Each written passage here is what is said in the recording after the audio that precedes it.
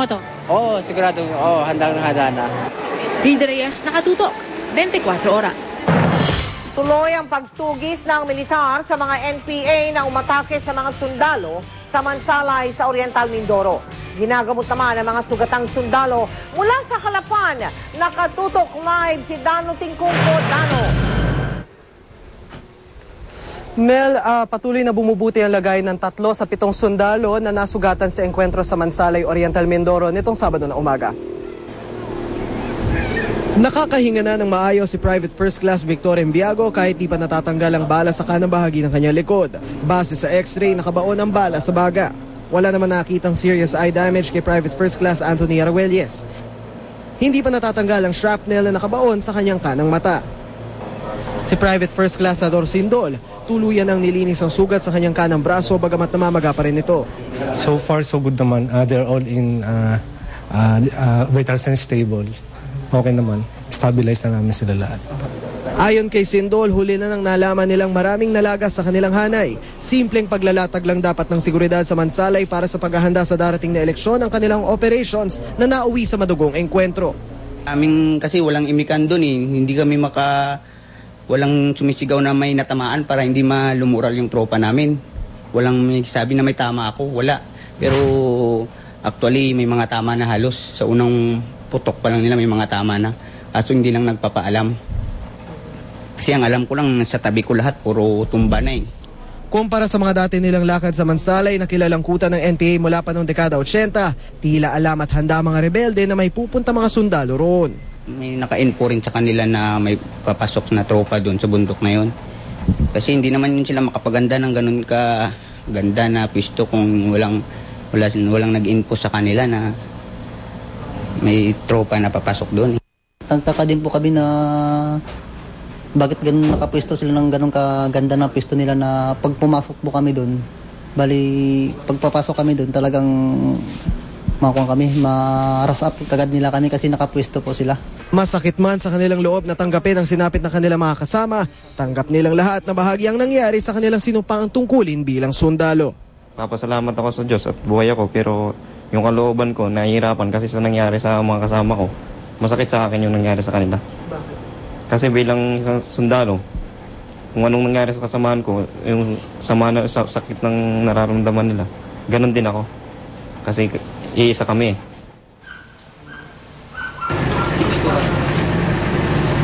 Mel, kanina lamang mga pasado alas 5 ng hapon ay sinundo na ng isang ambulansya ang 3 sundalo para ihatid sa Viluna Hospital sa Maynila.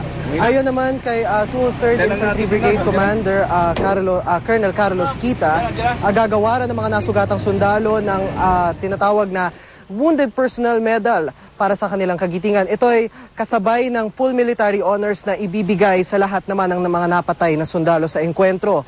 Patuloy pa rin ang hot pursuit operations ng militar laban sa NPA sa Mansalay. Mel?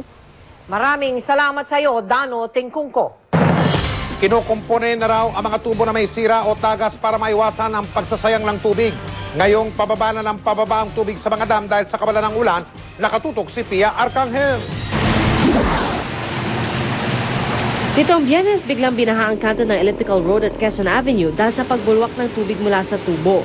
Ayon sa Manila Water, nabiyak ang main pipe nila sa lugar bandang alas 5 ng hapon. Apektadong supply ng tubig sa Long Center at ilang kalapit na residential area. Nagdulot pa ng traffic ang baha. Pasado alas 8 na raw natigil ang pagtagas ng tubig. Pagtiyak ng MWSS o Metropolitan Waterworks and Sewerage System, sapat pa naman sa ngayon ang supply ng tubig sa Kamaynilaan. Ginagawa rin nila lahat para tiyaking hindi ito magkukulang. Ginagawa ng MWSS at ng mga concessionaires ang lahat ng technically possible na pwedeng magawa para harapin ito. Pero itong El Nino. Sari-saring estilo naman ang pagtitipid ang ginagawa ng water utilities para tiyaking hindi magkukulang sa supply ng tubig sa Abril at Mayo. Ang Maynilad, naghahanda rin sakaling bumaba ang water reserve sa Metro Manila. Minanage natin yung pressure ng tubig. So kung dati napakalakas ng daloy ng tubig sa mga gripo, may mga ilang lugar na nakakaramdam na ng konting paghina. So kung dati nakakaabot ng second floor, ngayon medyo mahina na siguro yung pag-aabot sa second floor. Matagal-tagal pa raw ang El Nino, kaya paalala ng mga otoridad, magtipid sa tubig. Si Aling Virgie, na mahigit 30 taon nang nakatira sa Barangay Sacred Heart, Quezon City, na ni minsan di pa raw nawawala ng tubig, ngayon nagsisimula na magtipid.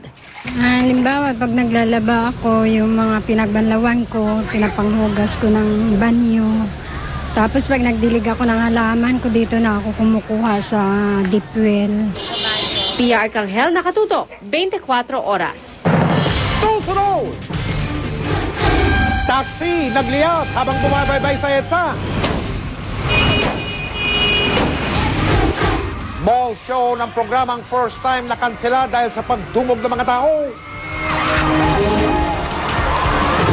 Kikilalanin natin ang mga nanalo sa ika-82 Academy Award sa Hollywood.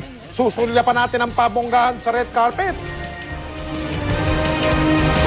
Chris Aquino nagsorry na kay Rufa Gutierrez. Ang reaksyon ni Rufa,